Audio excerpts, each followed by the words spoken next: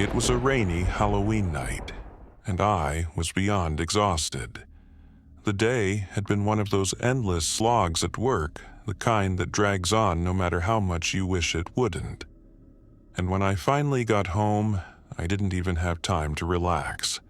The trick-or-treaters came in waves, and despite the steady drizzle, the neighborhood kids were relentless. I handed out candy for what felt like hours, their bright costumes and laughter doing little to lift my spirits. The streets were wet and shiny, reflecting the orange glow of jack-o'-lanterns, but all I could think about was my warm bed waiting for me. When the last of the kids had gone and I finally locked the front door behind me, I sighed in relief. The rain tapped softly against the windows, and the warm glow of the lamp in the corner cast long shadows across the room. The silence was comforting, though, a welcome change from the bustling chaos outside. I kicked off my soggy shoes and left them by the door, dragging myself toward the bedroom. I didn't even bother with dinner. I was just too tired. My body ached for sleep, and once I changed into my pajamas, I practically collapsed onto the bed. The sound of the rain outside lulled me into a deep, heavy slumber, and for the first time all day, I finally felt at peace. I don't know how long I'd been asleep when I woke up with that annoying, urgent need to go to the bathroom. Groaning, I sat up, rubbing my eyes. The house was pitch dark except for the faintest glow from the living room, and the rain outside had slowed to a gentle patter. I could hear the occasional drip from the gutters. My body felt heavy with sleep, and I considered just ignoring the urge, but the discomfort was too much. Reluctantly, I swung my legs out of bed and stood, the cold hardwood floor biting at my feet as I shuffled out of the bedroom. As I neared the living room, something made me stop dead in my tracks. At first, I wasn't sure what I was seeing, my mind still foggy from sleep. But there, sitting on my couch and armchairs, was a family. 4 people. I blinked, trying to shake the lingering grogginess, but they were still there, motionless, silent. They were all wearing masks, not the cheap plastic ones you see on Halloween. No, these were unsettling, pale faces with hollow eyes, twisted into eerie expressions that made my skin crawl.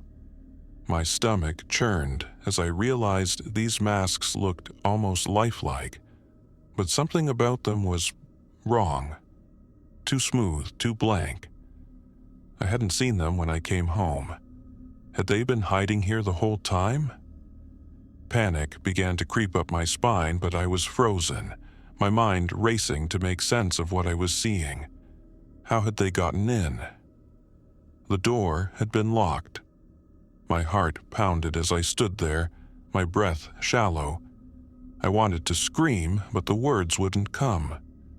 I took a small step backward, the floor creaking beneath me. That's when one of them moved. The figure sitting closest to the lamp. A tall man, or at least someone wearing the mask of a man, slowly turned his head toward me. The mask, a smooth, featureless face with dark, empty eyes, seemed to focus on me as though it could see straight through me. For a moment, the room was deathly silent. Then, in a low, raspy voice that made my blood run cold, the figure spoke.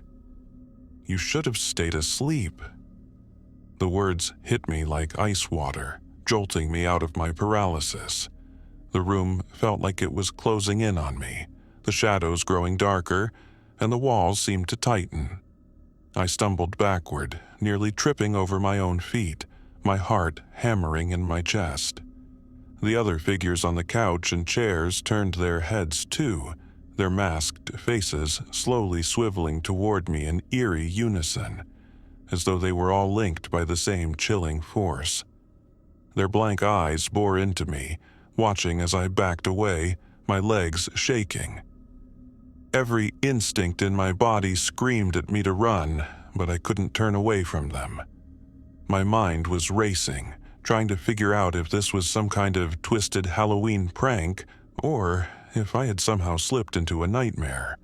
I continued to back up, step by agonizing step, never taking my eyes off the strange figures. They didn't move from their seats, but their presence was suffocating, filling the room with an oppressive sense of dread. My mouth was dry, my breaths coming in shallow gasps as I stumbled down the hallway, finally tearing my gaze from them long enough to turn and run. The house, which had felt so small and cozy moments ago, now felt like a labyrinth of shadows and whispers, the walls pressing in on me. I fumbled for the light switch, but my hands were trembling too much to find it. All I could think about was getting out of there, away from whatever was sitting in my living room. But even as I ran, their words echoed in my mind. "You should have stayed asleep." On a chilly Halloween night, the air crisp with the scent of fallen leaves and distant bonfires, I decided to take a walk through my quiet suburban neighborhood. The streetlights cast pools of warm yellow light on the pavement, creating a stark contrast against the darkness that enveloped the surrounding trees. Pumpkins flickered with candlelight on doorsteps, their grinning faces glowing eerily in the night. As I strolled along the familiar path, the soft crunch of leaves beneath my shoes provided a comforting rhythm. However, there was something different about this evening. A lingering sense of unease danced at the edges of my mind, making me hyper-aware of my surroundings. I couldn't shake the feeling that I was not alone. Each time I glanced over my shoulder, the shadows seemed to flicker, and I could have sworn I saw a figure lurking just beyond the reach of the streetlight. I pushed the thought aside, attributing it to the Halloween atmosphere. After all, I had walked this route countless times before. Yet, as I continued on, the unsettling feeling only grew stronger, like a tightening knot in my stomach. It was when I first heard the laughter that I truly began to worry. It was a high-pitched cackle, echoing off the nearby houses, sending shivers down my spine. Turning to look behind me, my heart raced as I saw a figure emerging from the darkness. It was a clown, dressed in a tattered costume adorned with mismatched colors and oversized shoes. Its painted face was contorted into an eerie grin, and its eyes, dark and hollow, seemed to bore into my very soul. Then the clown began to dance. Its movements were strange and disjointed, as if it were both too stiff and too fluid at the same time. It twirled in a circle, arms flailing wildly, then abruptly dropped to the ground in a crouch, as though it were trying to mimic a child's playful antics. But there was nothing innocent about it. It felt like a twisted parody of joy. As it rose again, the clown's body jerked and contorted at odd angles, limbs bending in ways that seemed unnatural. It would take a step forward, then leap backward, as if caught in a battle between wanting to approach me and being compelled to retreat. The laughter that accompanied this dance was unsettling, oscillating between glee and something far more sinister, a sound that crawled beneath my skin. The way it tossed its head back, allowing its laughter to echo through the air, sent chills racing down my spine. The clown then spun in place, its oversized shoes scraping against the pavement, creating a sound reminiscent of nails on a chalkboard. As it spun, it lifted one leg high, the foot hovering just above the ground for a moment before slamming back down with a thud that felt ominous in the stillness of the night. The exaggerated motions made it seem almost as if it were taunting me, inviting me to join in its twisted game while simultaneously warning me to stay away. I felt a primal urge to run, yet I was rooted in place, horrified by the spectacle unfolding before me. Desperate to escape the nightmare, I made a split-second decision to cross to the other side of the sidewalk, hoping that putting some distance between us would help me shake off the clown's presence. I glanced back over my shoulder, expecting the figure to follow me across the street, but to my surprise, it didn't. Instead, the clown stood still, watching me with that same unnerving grin, its head tilted at an odd angle. I could see its fingers twitching, as if it were preparing to resume that bizarre dance at any moment. My heart raced even faster, caught in a tug-of-war between relief and terror. Could it be that the clown had lost interest, or was it merely waiting for the right moment to strike? With my mind racing, I pressed on, every instinct urging me to run.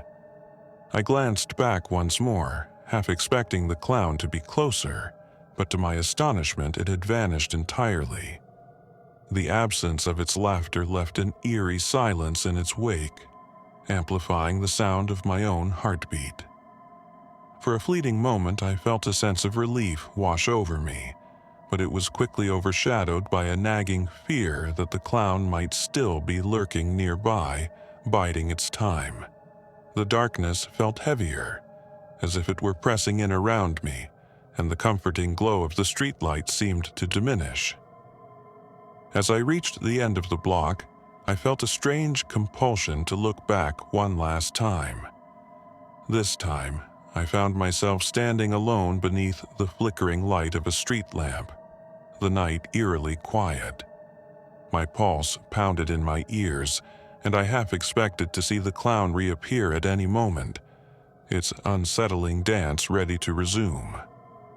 The thought sent a chill down my spine, and I quickly turned to continue on my way, my heart still racing. But just as I began to walk away, I heard it again, the laughter. It echoed through the night, now closer than before. Reverberating off the walls of the houses, as if the very shadows themselves were laughing along.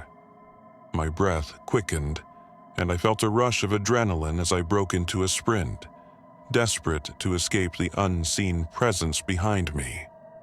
I didn't dare look back this time, knowing that the very act could mean facing whatever horror awaited me. As I dashed toward home, the laughter faded into the distance, but the memory of that creepy clown remained etched in my mind. The experience would haunt me long after that night, a constant reminder of the thin line between reality and the bizarre. Even after reaching the safety of my front door, the unsettling feeling lingered, casting a shadow over the once familiar streets of my neighborhood. I knew that something had shifted within me that night, and though the clown had vanished, its laughter would forever echo in the depths of my memory, a chilling reminder of the darkness that lurked just beyond the light.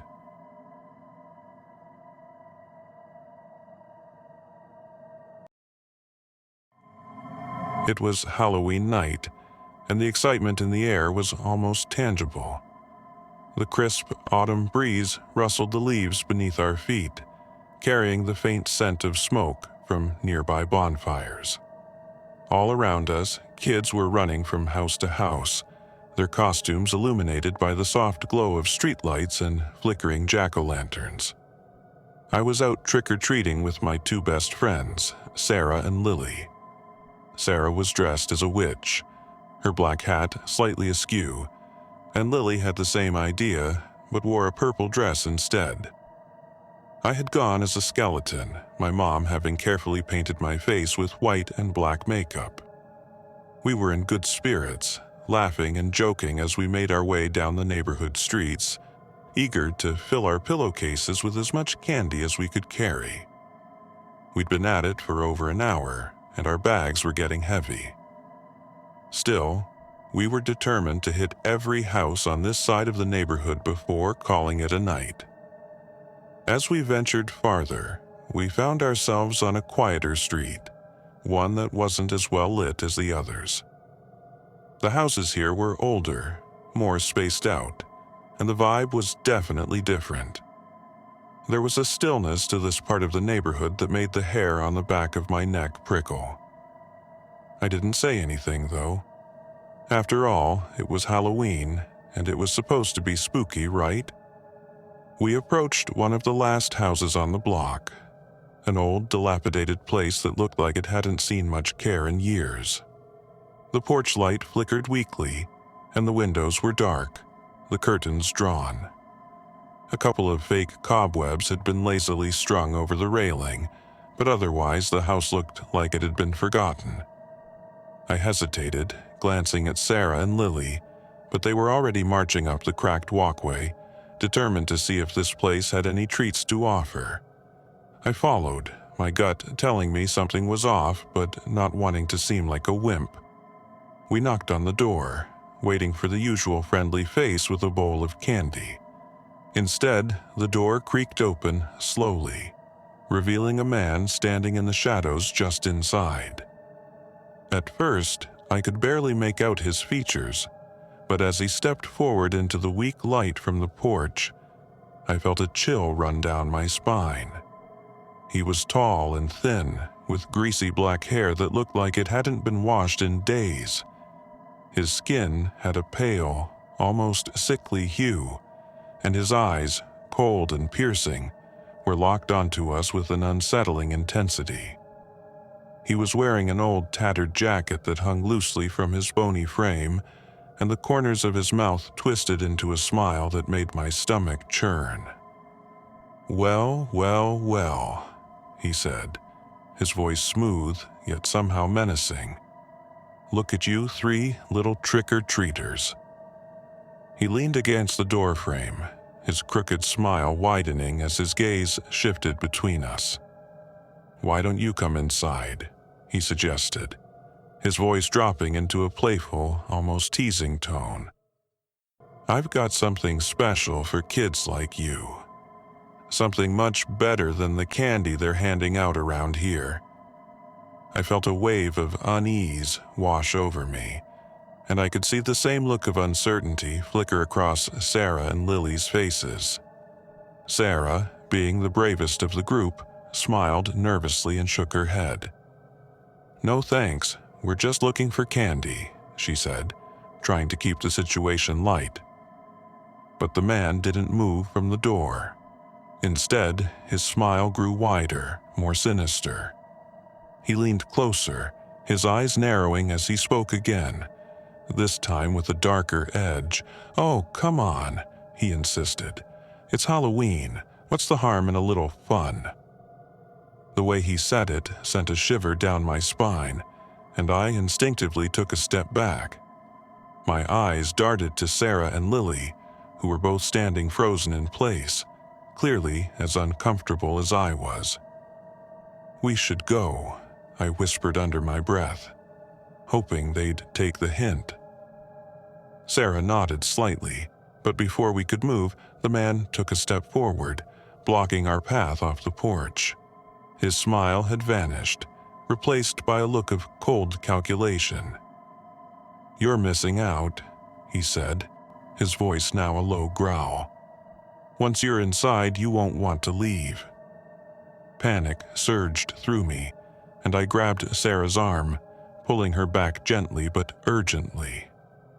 "We have to go," I said, my voice louder now, the fear creeping into my words. But the man didn't budge. His hand shot out, grabbing Sarah's wrist before she could step away. "Just a little closer," he said, his voice almost a whisper, his grip tightening around her arm. Sarah gasped, trying to pull free, but the man held on, his eyes gleaming with something dark, something dangerous. Without thinking, I yanked Sarah's arm hard, and she stumbled back, freeing herself from the man's grasp. All three of us turned and bolted down the porch steps, our hearts pounding in our chests as we ran. I could hear the man's laughter behind us, echoing through the night, high-pitched, twisted, and far too loud. It followed us down the street, growing fainter but no less chilling as we sprinted toward the safety of the main road. We didn't stop until we were several blocks away, our breaths coming in ragged gasps as we finally slowed down. None of us said anything for a moment, too shaken to speak. I glanced back over my shoulder, half expecting to see the man standing at the end of the street, watching us with that same eerie grin, but he was nowhere to be seen. Still, the memory of his cold, gripping hand and the way his eyes had gleamed in the darkness lingered in my mind, leaving me with a sense of unease that wouldn't go away.